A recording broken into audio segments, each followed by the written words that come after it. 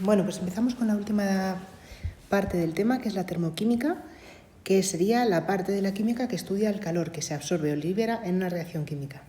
Y primero vamos a definir un poquito qué es esto de calor, energía, porque me parece que es lo mismo, pero realmente no lo es.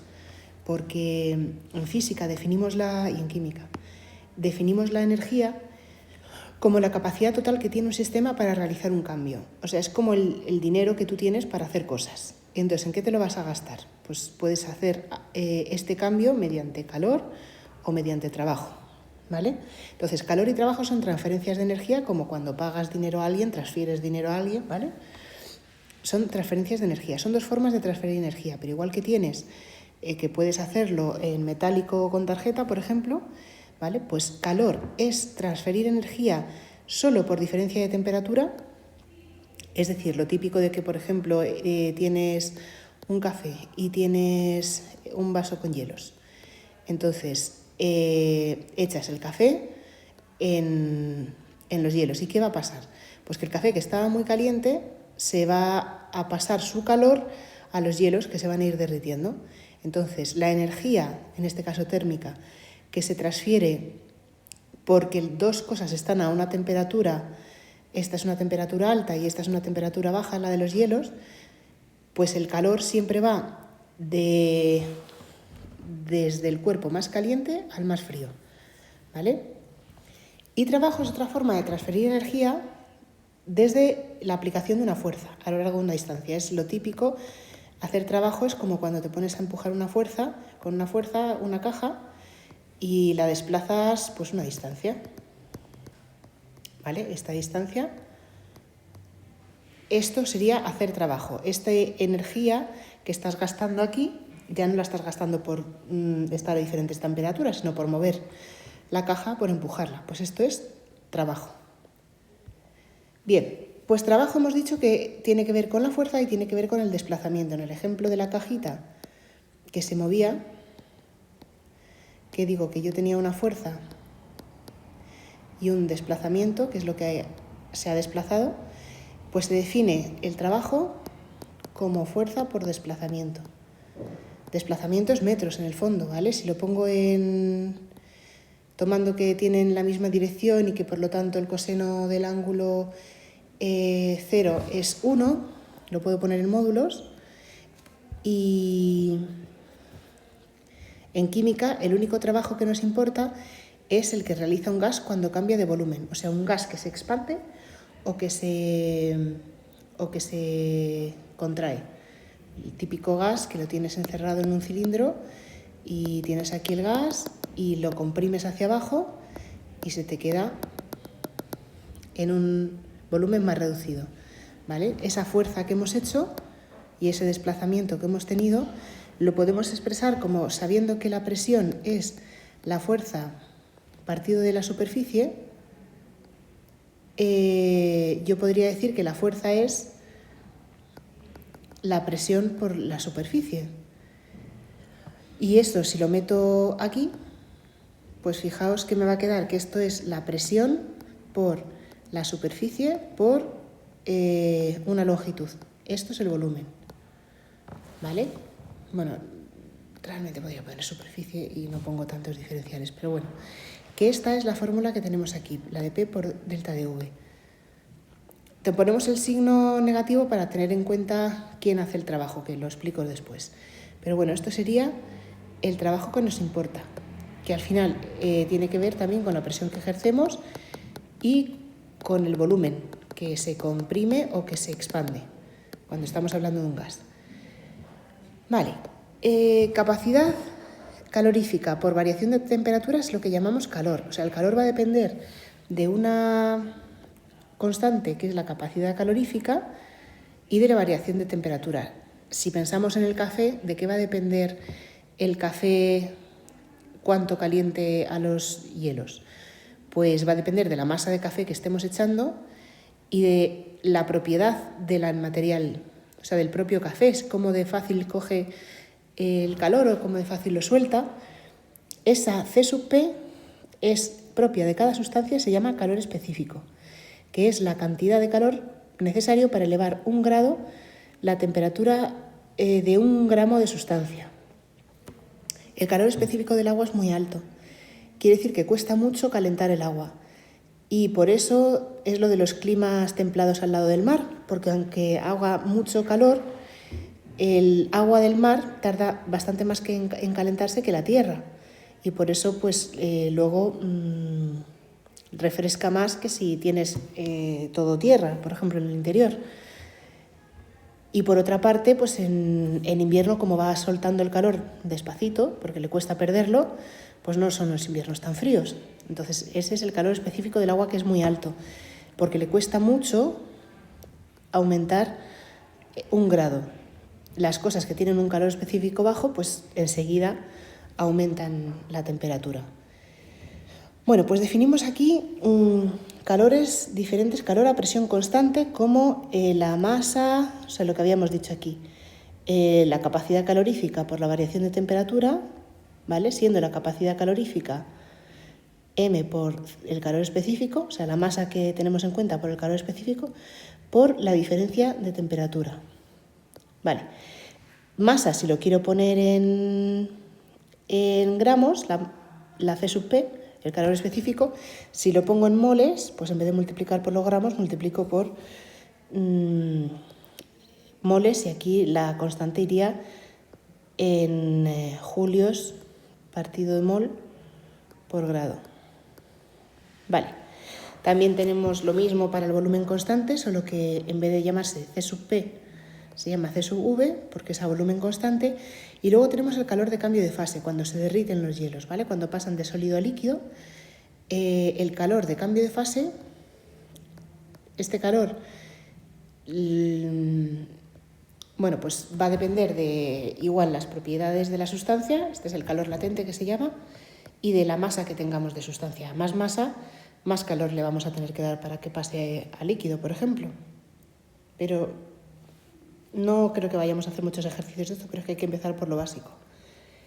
Energía interna de un sistema es la que tiene debido a todos los tipos de energía de las partículas. Ya sabéis que las partículas dentro de la materia se están moviendo, o están vibrando, o están rotando, o sobre sí mismas, o lo que fuera. Esto más las interacciones entre ellas, por ejemplo, si, pues no sé, hay puentes de hidrógeno, algún tipo de enlace, todas estas, o directamente en un cristal, la atracción electrostática que sufren los átomos del cristal. Todo esto, toda esta energía es lo que llamamos energía interna, porque es la que está dentro del sistema. Y entonces tenemos el primer principio de la termodinámica, que es que la variación de la energía interna de un sistema es igual. Claro, ¿por qué puede variar la energía interna? Pues ya habíamos visto que solo puede variar la energía como calor o como trabajo. Son las dos formas de transferir energía. Vale, pues la energía interna entonces será la suma, la variación. Quiero decir, ¿por qué puede cambiar? Pues puede cambiar porque tengamos un trabajo, o porque tengamos un trabajo, un calor, o las dos cosas, ¿vale? Por ejemplo, aquí en el sistema pues lo podemos calentar y entonces estaremos dando calor, o podemos comprimirlo y entonces estamos haciendo un trabajo sobre el gas. Entonces, cualquiera de estas cosas va a modificar la energía interna. Hay un convenio de signo, que es que todo lo que se haga sobre el sistema, el trabajo realizado sobre el sistema es positivo y el trabajo realizado por el sistema es negativo. El calor perdido por el sistema es negativo y el ganado es positivo. Entonces, esto es un convenio de signos que se ha cogido así y, bueno, para entendernos. Esto quiere decir que, por ejemplo, si en las reacciones químicas el calor perdido en una reacción térmica, es decir, el calor liberado cuando una reacción es exotérmica, pues lo vamos a expresar como negativo, menos no sé cuántos kilojulios. Y el calor que coge una reacción cuando es endotérmica, pues sería más no sé cuántos kilojulios. Vale. Entalpía. Definimos la entalpía como el calor absorbido, liberado a presión constante. O sea, ya nos vamos a centrar en que estamos a presión constante. ¿Qué quiere decir a presión constante? Que estamos trabajando, por ejemplo, en un laboratorio normal a la presión atmosférica. No estamos variando la presión. Bien, pues ¿qué sería entonces? Sería la variación de este calor, pues va a depender de bueno, es que puedo ponerlo al revés, como que la energía interna depende del calor y del trabajo otra vez, ¿vale? Entonces está relacionado, pero ahora si me centro en la entalpía, que es el calor absorbido liberado de la reacción química, pues tengo esta fórmula. Para los gases, en vez de poner P por V, pues puedo poner nRT. ¿Y cómo lo uso esto? Pues si por ejemplo tenemos 2 CO2 en gas más O2 en gas para dar 2 CO2 en gas. Esto me dicen que imaginaos que me dicen que esta reacción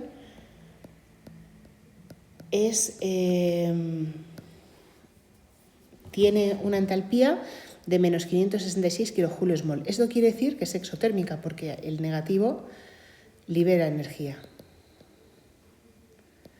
O sea que es exotérmica. Vale. Bien, pues yo quiero calcular cuál es este calor liberado. Vamos, quiero ver, por ejemplo, quiero calcular la energía interna, la variación de energía interna de este sistema. Lo quiero calcular además a las condiciones de una atmósfera y 25 grados centígrados, que son 298 Kelvin. Vale, esto es la presión. Muy bien, pues ¿yo qué diría? Pues diría que haciendo la fórmula despejando de aquí, yo sabría que la energía interna será la entalpía menos P por delta de V. Vale, pero en vez de esto voy a ponerlo de nRT. Es delta A. Qué guarrería.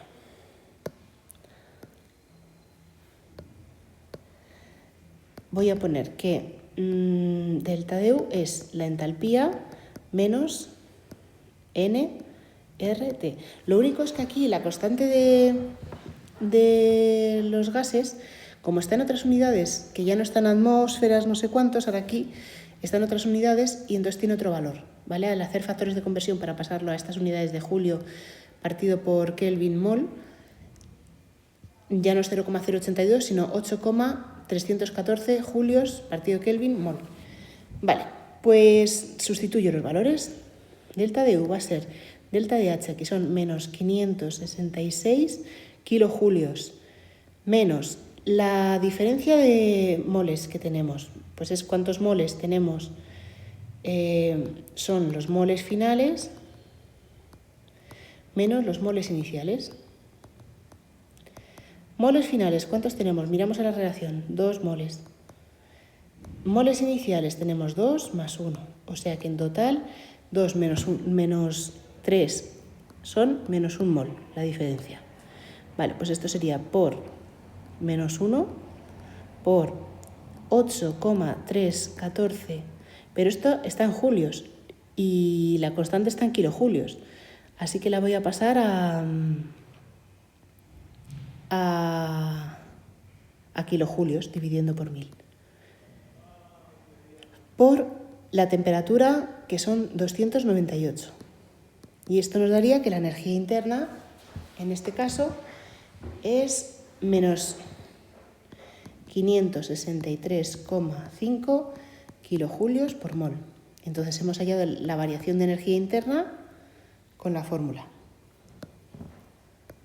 Esto es muy básico y no creo que lo pregunten, pero hay que entender un poquito de qué es. Bueno, un dibujito.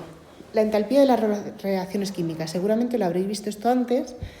Si nosotros vemos la reacción y vemos la energía que tenían los reactivos antes de producirse la reacción y la energía que tenían los productos después de producirse la reacción, esta energía que han perdido, este salto de energía, es la entalpía liberada, ¿vale?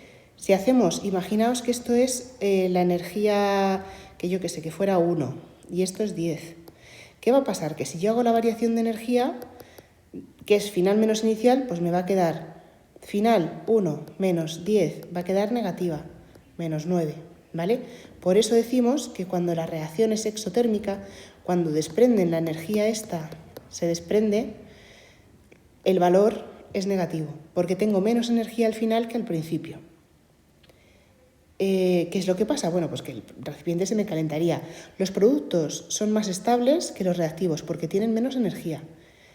Y esto es, pues, un ejemplo es cualquier combustión, ¿vale? Cualquier cosa que quememos es un ejemplo de reacción exotérmica porque da calor.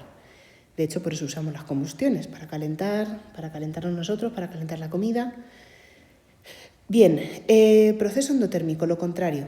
Tenemos los reactivos a una energía más bajita que los productos. Esto cuesta hacerlo, cuesta conseguirlo. Tenemos que dar energía para que suban a los productos. Pues esta energía que se le da es la entalpía de formación y es mayor que 0, así que para los procesos endotérmicos vamos a poner la energía positiva, que también tiene lógica, porque aquí con el mismo, si esto es 100 y esto es 20, y yo digo que la entalpía sería final menos inicial, 100 menos 20 es 80 kilojulios, julios, lo que fuera la unidad. No la pongo porque como me lo estoy inventando no sé en qué unidad lo estoy midiendo. Pero en cualquier caso es positiva, ¿vale? Ejemplo de esto, las bolsas de frío que las rompemos así y entonces se produce la reacción y empieza a enfriar, por ejemplo. Más cosas, ecuaciones termoquímicas. Son ecuaciones químicas en las que sí o sí vienen especificados los estados en los que se encuentran los compuestos, ¿vale? O bien gas, o bien líquido, o puede ser ese de sólido. Y también viene asociado el calor, la entalpía de esta reacción. En este caso son las dos endotérmicas porque vemos que las dos son negativas. Vale, una es una combustión, la combustión del metano, que claro, y otra es la formación del agua. ¿Qué quiere decir esto? Pues que el agua es mucho más estable que sus componentes por separado. Cuando ponemos este cerito aquí arriba, lo que queremos decir es que son condiciones estándar, que generalmente es una atmósfera, 25 grados, y si tenemos concentraciones, 1 molar. Vale, vemos, siguiendo con las entalpías, la ley de Hess. La ley de Hess lo que me dice es que yo, por ejemplo, quiero partir de esta reacción para llegar a esta. Pues tengo dos maneras. Puedo ir directamente, haciendo la reacción directamente, o sea, directamente pasar de 1 medio de N2 a hacer esta reacción.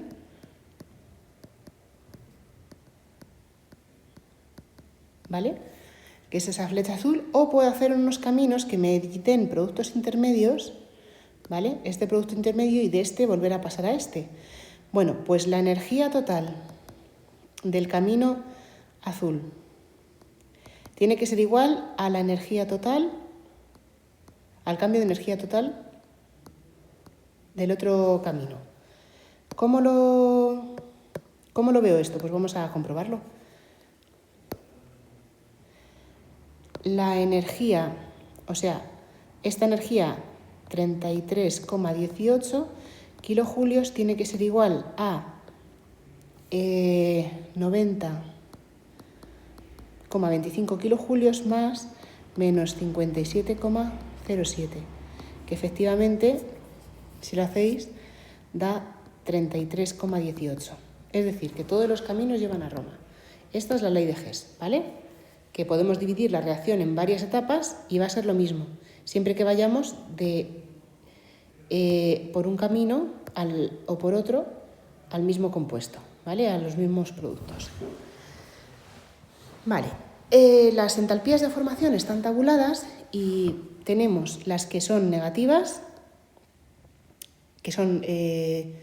positivas, que son menos estables porque necesitan absorber energía para formarse. Tenemos las que son muy estables porque son negativas, sueltan energía, o sea, tienen menos energía cuando se hacen que, pues, sus elementos por separado. Entonces la naturaleza tiende a las cosas de menos energía y por eso pues hay más metano que estos compuestos, hay más agua que otras cosas. Vale. Y luego tenemos también unos que son cero. Hemos tomado por definición que los elementos en su estado puro, así decirlo, son la entalpía, o sea, la entalpía del hidrógeno sería cero, ¿vale? La entalpía de formación del nitrógeno, cero.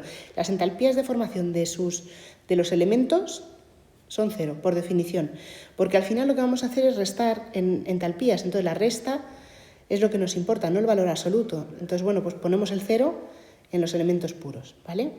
Y a partir de ahí definimos. ¿Cómo calculamos las entalpías de las reacciones químicas? Pues tenemos dos métodos. Uno, que es un método preciso, porque es el que podemos hacer en el laboratorio, ¿vale? Que es teniendo en cuenta las entalpías de formación de los productos y los reactivos, entonces haciendo, pues no sé si fuera 3 moles por la entalpía del no sé cuántos, más 2 moles por la entalpía del otro producto, y todo esto le restamos 5 moles de la entalpía del reactivo, ¿vale? Pues esto lo que nos quedará sería la entalpía de la reacción en condiciones estándar. Bien, esa es una manera. La otra es verlo, porque al final una reacción química es, si por ejemplo yo hablo del H2 más 1/2 de O2, o mejor, 2H2 más O2 para dar H2O, 2H2O, ¿qué es lo que estoy diciendo? Pues que tengo 2 moléculas de hidrógeno y 2 moléculas de oxígeno. O sea, perdón, y una molécula de oxígeno. Y se me van a formar 2 moléculas de agua. ¿Esto qué es? Pues esto es que se rompe los enlaces que tenía y se forman otros nuevos, ¿vale? Porque esta bolita va a venir aquí y esta bolita va a venir aquí, se van a enlazar, y estas aquí. Bueno, estos átomos, bolitas.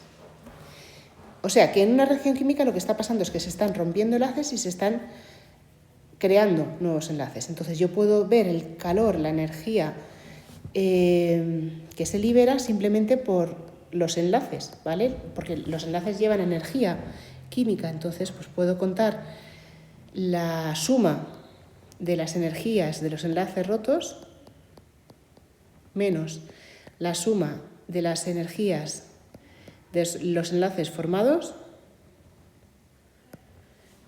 y esto también me daría una medida aproximada, porque no es, o sea, no va a salir exacta, pero bueno, nos da una estimación de lo que pasa a nivel molecular, de qué pasa con esos enlaces, si era muy fuerte, si no.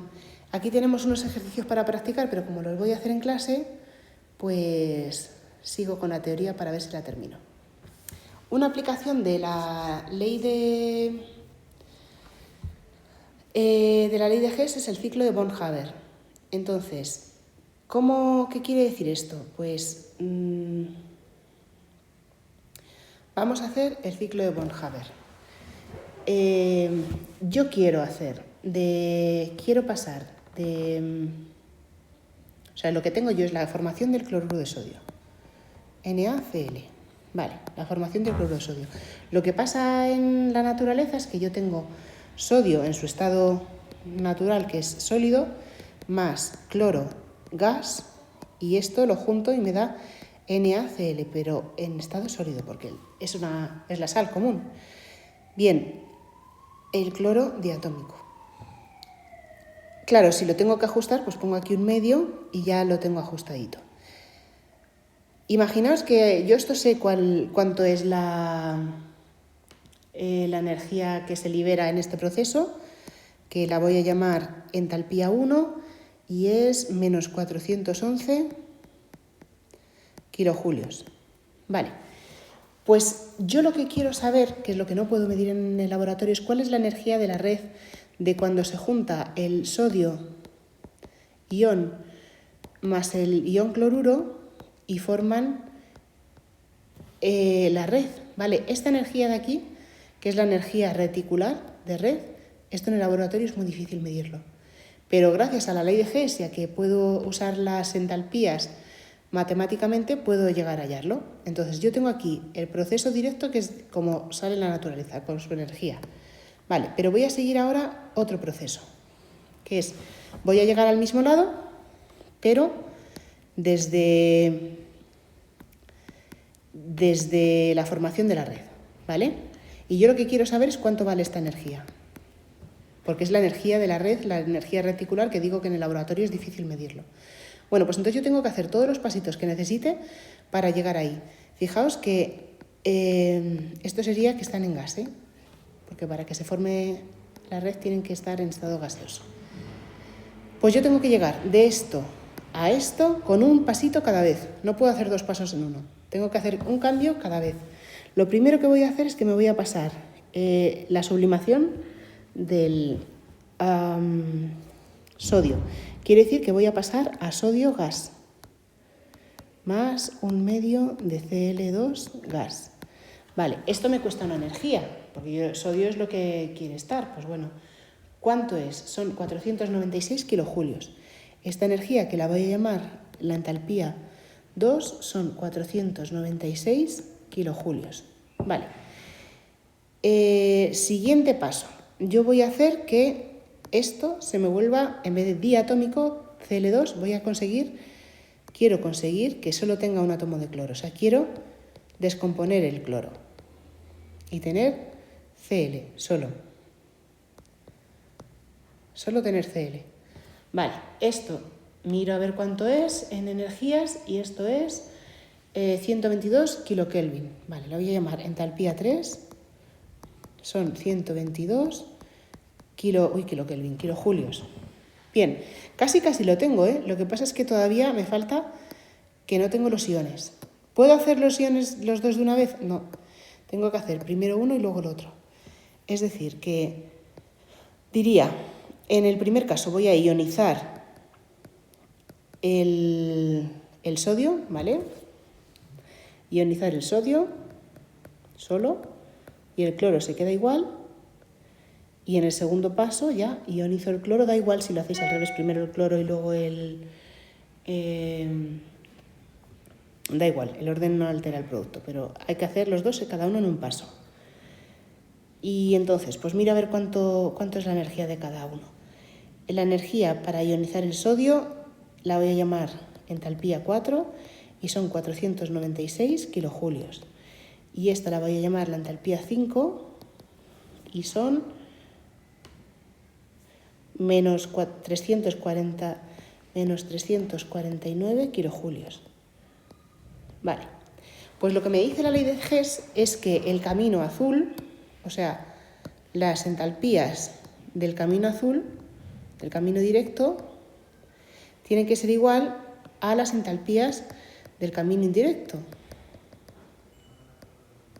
a la suma. Bueno, suma en el directo no hay, porque por eso es directo. Entonces, suma aquí no hay, que para eso es directo. Bien, pues lo hago. ¿Qué quiere decir esto? Que menos 411 tiene que ser igual a la suma de todos los pasitos del indirecto. O sea, 496 más 122 más 496, otra vez, lo he puesto 2 veces el mismo.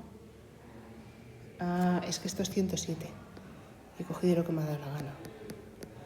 107.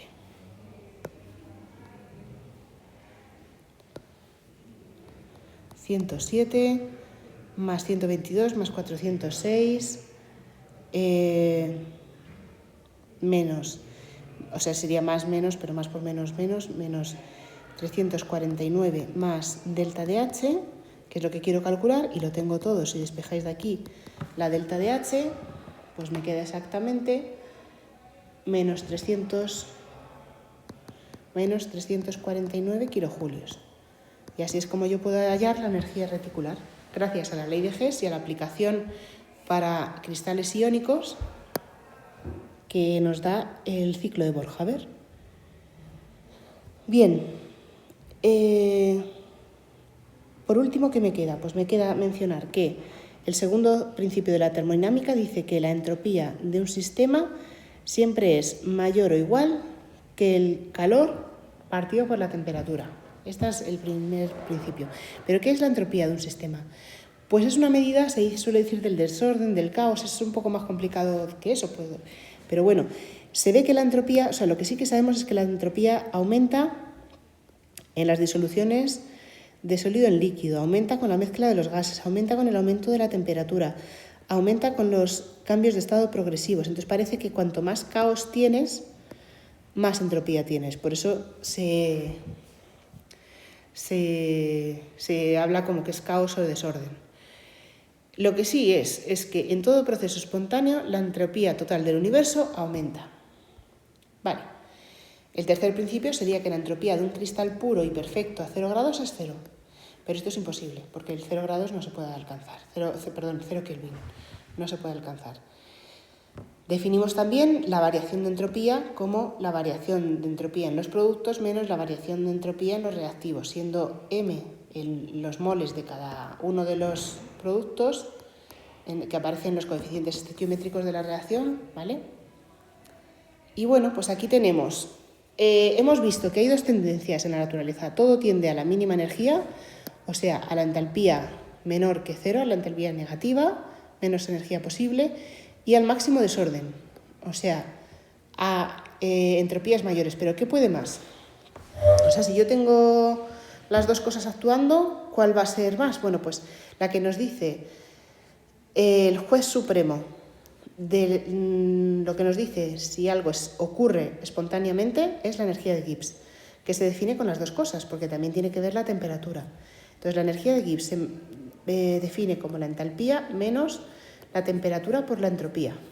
Vale, esta es la energía libre de Gibbs. Si lo hacemos con variaciones, la variación de energía de Gibbs será la variación de entalpía menos la temperatura por la variación de entropía, ¿vale? Y esto es lo que hemos estado calculando de muchas maneras, con lo de los enlaces, con lo de aquí de la variación de entropía y tal. ¿Y cuál es el resultado? Que si me sale negativa, el proceso es espontáneo. Si me sale positiva, el proceso no es espontáneo. Y si sale igual a 0, el proceso está en equilibrio, ¿vale? Esto siempre contando a presión y temperatura constantes. Bien, pues analizando un poquito de qué pasa si si los valores que tengo de una cosa y de otra son positivos o negativos. Si la entalpía es negativa, o sea, negativo, y la entropía positiva, claro, va a ser positivo por esto que es negativo, me va a quedar en total negativo, y negativo con negativo va a dar negativo al final. O sea, negativo menos negativo, pues siempre, o sea, quiero decir, 25 menos 14, pues menos 25 menos 14, pues va a ser menos 39. O sea, algo muy negativo, más negativo todavía, siempre negativo, o sea que siempre va a ser espontánea. Por las mismas, si tenemos que, fijaos, la entalpía es positiva,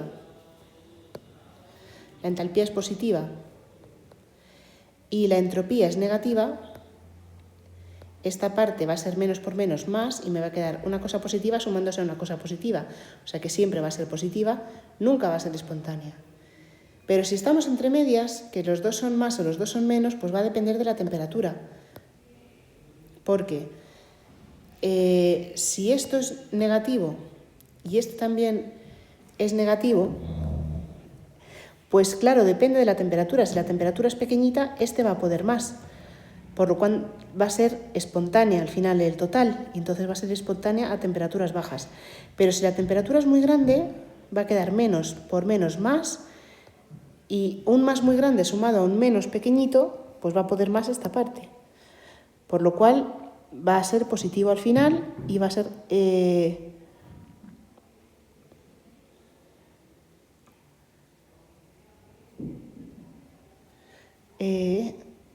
va a poder estar... Sí, claro, esto va a ser... Estaba explicando otra vez madre mía. Bueno, si esto es positivo y esto es positivo, dices, pues depende. Si esto llega a ser muy grande, va a poder esta parte más en negativo y va a ser espontánea a temperaturas altas. Y esto es toda la teoría que necesitamos para hacer los problemas, que he cogido varios problemas de la EBAU y los hacemos esta tarde. Sí, se corta esto. Considere la reacción de combustión del butano gaseoso. Vale, lo primero, formule y ajuste dicha reacción. Pues entonces, CH, es que no me gusta el negro porque no veo. El butano, C4H10. ¿Cómo es una reacción de combustión? ¿Os acordáis? Es un compuesto orgánico más O2. Que se convierte en CO2 más agua. Eso es. Y se convierte en CO2 más agua. Esto es una reacción de combustión. Vale, para ajustarlo, pues yo puedo decir, vale, tengo 4 carbonos a la izquierda, pues 4 carbonos aquí. 4 carbonos y esto me hace que sean... tengo 10 hidrógenos, ajusto los hidrógenos también con un 5.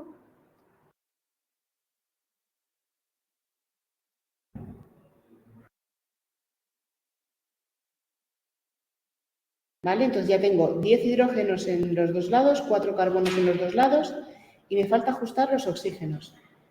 Que tengo por un lado 2 oxígenos y por el otro lado tengo 4 por 2, 8 y 5, 13. Tengo 13 oxígenos aquí. Y aquí tengo 2. Y dices, pues no hay ningún número que multiplicado por 2 me dé 13. Sí, 13 medios. ¿Vale? Porque si yo multiplico por 13 medios, el 2 se me convierte en 13. Así que aquí pongo 13 medios. Y ya con esto la tengo ajustada. Vale, formule y ajuste dicha reacción. B. Estime la variación de entalpía de la reacción a partir de las energías de enlace. Vale, este es el A.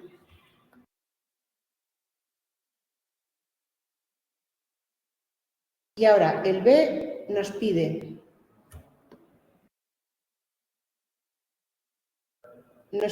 la variación de entalpía de la reacción a partir de las energías de enlace. Eso quiere decir que, según la fórmula, será el sumatorio de la energía de los enlaces rotos. Esto está en una transparencia por ahí de teoría. Pero bueno, es el sumatorio de la energía de los enlaces rotos menos el sumatorio de la energía de los enlaces creados. Esto es un problema de BAU, termodinámica no entraba en la BAU hasta el 2024, que empezó a entrar otra vez. Desde el 2016 no entraba hasta el 2024. Entonces, bueno, pues este es del 2015 porque me he tenido que ir ahí para encontrar uno parecido. Bueno, ¿qué quiere decir esto? Pues quiere decir que yo tengo vamos a verlo, yo tengo la reacción, si la hiciera en fórmula semidesarrollada o desarrollada del todo, este sería mi butano, ¿no?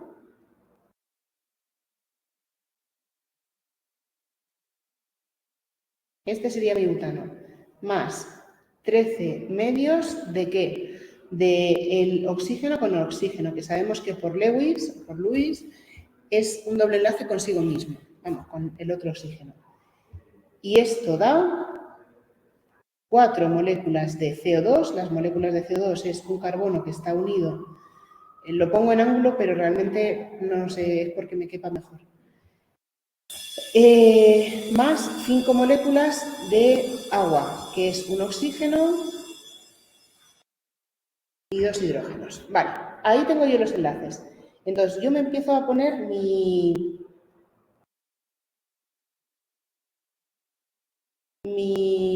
reacción. Vale, la suma de la energía de los enlaces rotos. Entonces, yo voy a tener... Enlaces rotos son estos, los que se rompen los enlaces de los reactivos y se forman los enlaces de los productos. Entonces yo aquí veis que me están dando energía de enlace. Enlace carbono-hidrógeno es esto, enlace carbono-carbono, enlace... O sea, me están dando todos los datos. ¿vale? Ahora lo que yo tengo que hacer es contar. Tan simple como eso. ¿Cuántos enlaces carbono-carbono tengo?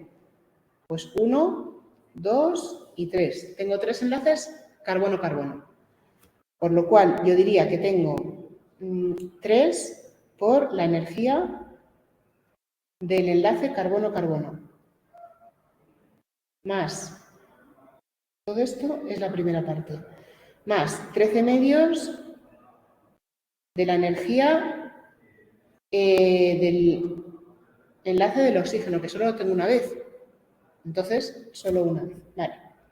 Menos 4 moléculas y en cada molécula tengo 2 enlaces.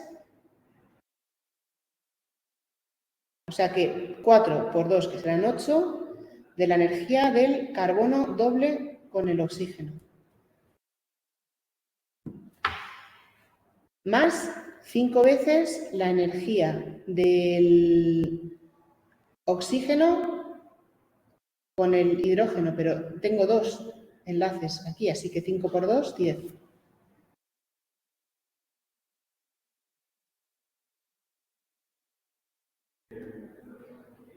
Más 5 por 2. ¿Vale? Porque tengo 5 moléculas y luego en cada molécula tengo 2 enlaces.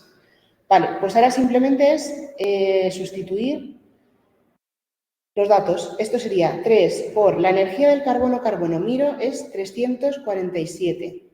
Más 13 medios de la energía oxígeno-oxígeno, que es más 498.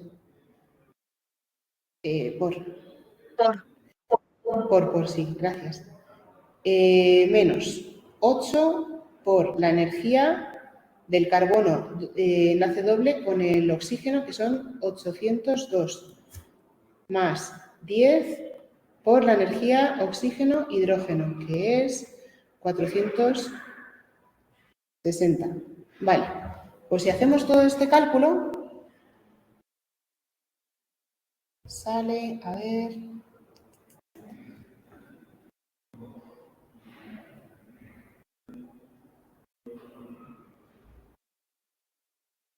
Sale menos 2.588 kilojulios por mol. Y negativo quiere decir que es exotérmica, que desprende calor. Claro, porque es la combustión del metano. O sea, tiene que, si no sale isotérmica, mal, porque las combustiones desprenden calor, que para eso quemamos las cosas, para dar calor. Entonces es exotérmica.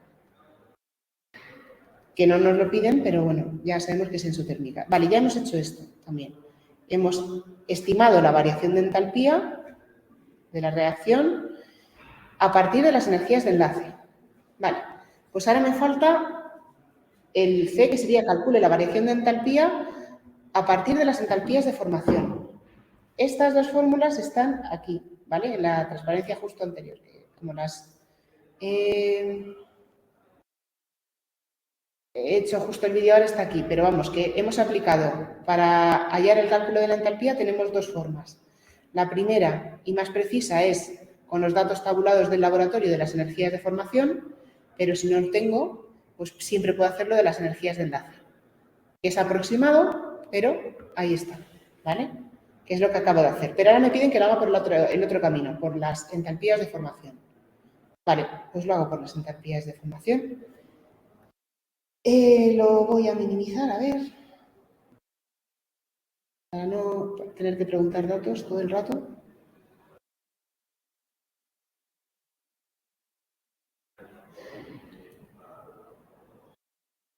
Vale, pues voy con el C.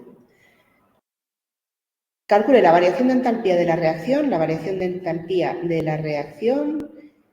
a partir de las entalpías de formación, que me las dan también, ¿eh? Entalpías de formación estándar me están dando aquí, la del butano, todas, ¿vale?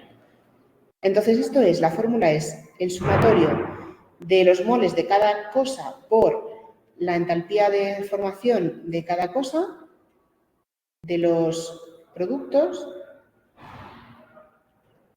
menos el sumatorio, o sea, siempre final menos inicial, de los moles M en general, de lo que sea, de la entalpía.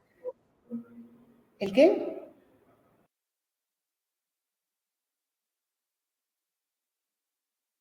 Vale, entonces esto lo paso a mis datos concretos. ¿Qué sería esto? Pues sería, si me fijo en los productos, sería, yo tengo 4 moles, 4 por la entalpía de formación del CO2, más 5 por la entalpía de formación del agua,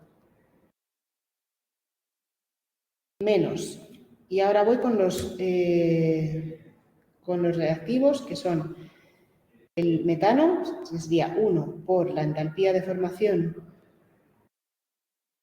la variación de entalpía de formación del metano, más 13 medios por la entalpía de formación del oxígeno. Vale, y entonces yo ahí muy feliz me pongo a poner mis datos, que sería 4 por entalpía de formación, y la voy buscando. El CO2 son menos 393,5, más 5 por la del agua, que sería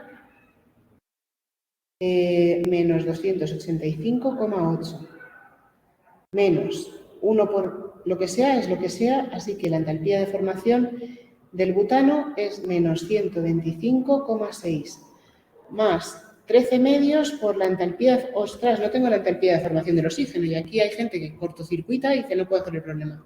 Se han olvidado de dármelo. No, porque por definición las entalpías de formación de los compuestos, de los elementos puros, es cero, por definición, ¿vale? Por eso están en el plano aquí, porque es cero. Las tienes positivas, las tienes negativas y luego están las que son cero. Y en concreto, el O2, como cualquier sustancia, elemento puro, es cero. Así que esto sería por cero. No es que no nos lo den, es que tenemos que saber que es cero. Vale, pues si hacemos este cálculo, esto da menos 2.877,4 kilojulios mol. Vale. Y ya tenemos la segunda parte resuelta.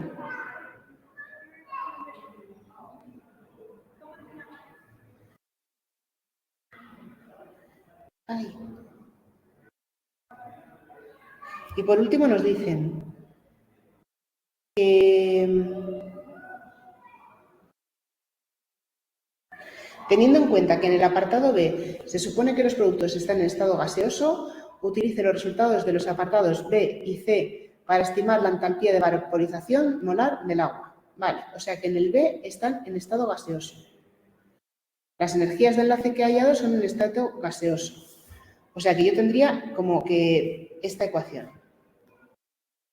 C, en el apartado B me está diciendo, en el apartado D me está diciendo que el apartado B lo tengo que tomar la reacción en estado gaseoso. 10 más estado gaseoso más 13 medios de O2 en estado gaseoso para dar 4 CO2 en estado gaseoso más 5 H2O en estado gaseoso. Pero el C es la variación de entalpía estándar, en condiciones estándar. Entonces, esto de condiciones estándar es en el estado de agregación más estable a una presión de temperatura, o sea, a una atmósfera de temperatura. Ya no es en sí, es lo que sea normal a la presión atmosférica, vamos.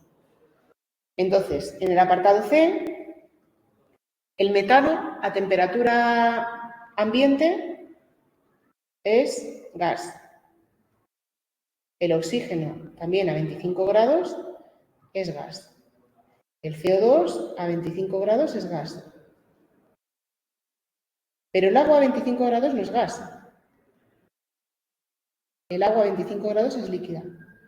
¿Vale? Entonces, en las condiciones estándar cogemos la temperatura, o sea, lo que dicen las condiciones estándar, que son estado de agregación más estable. Por eso lo que me preguntan es, utilice los resultados para estimar la entalpía de vaporización del agua. O sea, ¿cómo pasa de líquido a... La de vaporización sería que yo tengo agua líquida y pasa a gas. ¿Vale? Vaporización. Me preguntan esta entalpía. Vale, si os dais cuenta, lo tengo aquí. A ver. Tengo todo lo mismo, entonces podría, como decir, restar las ecuaciones, por así decirlo. Es que es como un apaño, súper apaño, pero no sé si veis que tengo, o sea, que podría decir, esto es gas, esto es gas, esto es gas. Y entonces aquí me queda justamente lo que yo quiero, que es pasar de uno a otro. ¿Vale? De líquido a gas, que es lo que es la vaporización. ¿Vale? La entalpía de vaporización. Entonces, lo que a mí me piden, esta entalpía, como...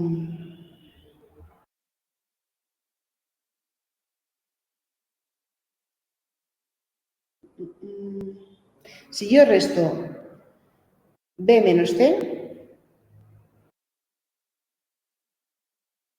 B menos C, no sé cómo explicarlo, de dónde me saco esto, o sea, es que sale muy de la manga, pero es que es así, o sea, como que tengo que restar las ecuaciones, las energías que tengo de las ecuaciones, para ver cuál es la energía de diferencia entre pasar de líquido a gas, ¿vale? Entonces, si estas son menos 2.588 kilojulios y estas son menos 2.877,4 kilojulios, pues, insisto, si yo lo que quiero saber, si a esto le llamo la ecuación del apartado D, pues no sé si me veis que esta ecuación, la ecuación D, es 1/5 de restar B menos C. Porque aquí tengo 5 veces la ecuación que yo quiero, que es pasar de esto. ¿Por qué B menos C? Porque siempre se resta final menos inicial. Entonces, restaría esto, que es el B, menos el inicial. Queda 289. ¿Y da? Y luego 289 entre 5. Sí. Que tiene que dar 57,88 más o menos. Creo, ¿no?